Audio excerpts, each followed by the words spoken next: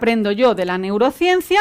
Vale, pues aprendo que la postura corporal es importante, lo estoy viendo y estaba asombrada pues estos años estudiando todo esto aquí y fuera.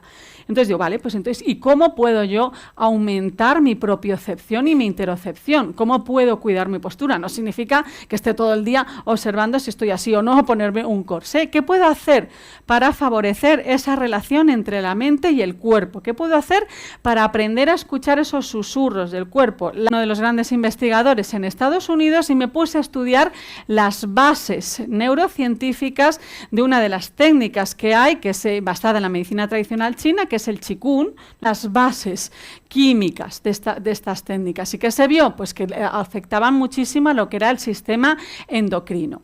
Pero a partir de ahí es cuando pues ya se le empezó a prestar atención desde un punto de vista científico. O sea que cambia el sistema hormonal, afecta también al sistema inmune. Entonces ya entra la neurociencia y dice, a ver, ¿qué pasa con el cerebro? De la regulación de la mente cuando pues comparábamos técnicas, que es una regulación mental, pues por ejemplo una regulación del estrés que se basa en la observación de los pensamientos, en la observación de las emergencias, ¿no?, mentales que nosotros tenemos, y lo comparaba a cuando estas técnicas se acompañaban de técnicas corporales. Es decir, ante una situación de estrés, te han enseñado diferentes técnicas de estrés, de observación de los pensamientos, de lo que sea. Acompáñalo de percepción de tu propio cuerpo. Los avances se disparaban, estadísticamente era mucho mejor. Él empezó a defender con ello que en todo lo que era pues las técnicas de relajación, en la meditación, por ejemplo, había que acompañarlo siempre de una meditación en el cuerpo, de una propiocepción del cuerpo.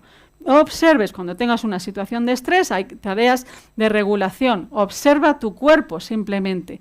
Al observar el cuerpo, hay una parte del cerebro que se calla, observando las sensaciones corporales. Y él lo demuestra en este artículo. A partir de ahí, estamos en el 2007, lo publica. ¿Qué bases neurocientíficas hemos encontrado en estos trabajos? Pues que el hacer este ejercicio del Qigong aumenta la actividad de la ínsula. ¿Vale? ¿Qué es lo que yo os decía antes? Aumentamos la propiocepción, aumenta la ínsula. Al aumentar la ínsula, aumenta todo el abanico de funciones a los que se dedica la ínsula. Vale, la pregunta era, ¿una técnica como el Qigong tiene algún correlato neuronal? Es decir, ¿cambia el cerebro en algo? Pues los estudios que demostraban universidades en Estados Unidos, sobre todo en California, es que efectivamente se cambia la actividad de la ínsula, que era donde se esperaba. Es decir, aumentamos la propiocepción. ¿Y por qué aumentamos la propiocepción? Que es algo que se pregunta científicamente.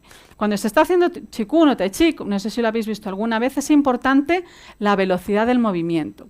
Cuando nosotros hacemos algún tipo de ejercicio, por ejemplo, mover el brazo, estamos haciendo así, efectivamente, ahora mi cerebro sabe que yo estoy moviendo el brazo, está prestando mucha atención a mi brazo. Y está aumentando, pues vale, sí. Entonces, si yo esto lo hago siempre, pues mi cerebro cada vez más va a darle más importancia a mi brazo. ¿Por qué? Porque estoy todo el día haciendo así.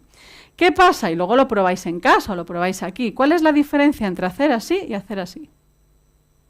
Vosotros lo podéis observar. La cantidad, la temperatura, la cantidad de sensaciones que surgen en el brazo por hacer un movimiento lento. Aquí sí que estoy aumentando la propiocepción. ¿Vale? ¿Por qué? Porque el cerebro lo rápido muchas veces no se da cuenta, porque necesita tiempo para procesar. Y entonces esto yo lo estoy haciendo de forma automática, lo ves, puedo estar así y pensando absolutamente las musarañas. Hacerlo despacio es poner muchos más recursos neuronales en el movimiento de este brazo. ¿Por qué? Porque lo estoy haciendo despacio. Y eso es muy importante, aparte de las bases científicas, de la coordinación de diferentes movimientos, porque generan un automasaje mecánico por dentro. El movimiento lento y orientado en diferentes posiciones, como luego os voy a enseñar, aumenta la propiocepción. Si hago así, pues vale, aumentaré mi músculo, aumentaré mi representación cerebral de mi brazo, pero no he aumentado mi propiocepción. Si lo hago lento y regularmente, sí que estoy aumentando la propiocepción de mi brazo. Luego lo probáis en casa, la diferencia entre hacer una cosa rápido y hacerlo lento. Veréis cómo empezáis a sentir mucho calor. ¿Qué es ese calor? La cantidad de oxígeno que se está consumiendo. ¿Y eso qué repercute directamente? En la representación cerebral. Después de hacer Tai Chi, aumentan las ondas alfa en nuestro cerebro. Las ondas alfa, como veíamos en la clase de hoy, que hemos dedicado a estudiar cómo se comunican las neuronas entre sí, las ondas alfas no son un estado de relajación, como siempre se dicen, son un estado de aumento de la atención y de inhibición. Las ondas alfas aparecen cuando doy prioridad a algo relevante y freno lo irrelevante. ¿Qué es relevante o irrelevante? Depende de vosotros. Pero entonces eso es favorecer la atención. Yo quiero prestar atención a algo, si entreno mi atención va a surgir mucho alfa que frena todas las interferencias internas y externas que me están llegando. Internas tenemos un montón, la cantidad de pensamientos que nos surgen, de sensaciones, ¿no? Cuando os ponéis a lo mejor a observar las sensaciones de la respiración, enseguida te pica todo, me acuerdo de no sé qué, me tengo que ir, siempre hay un montón de cosas para levantarse.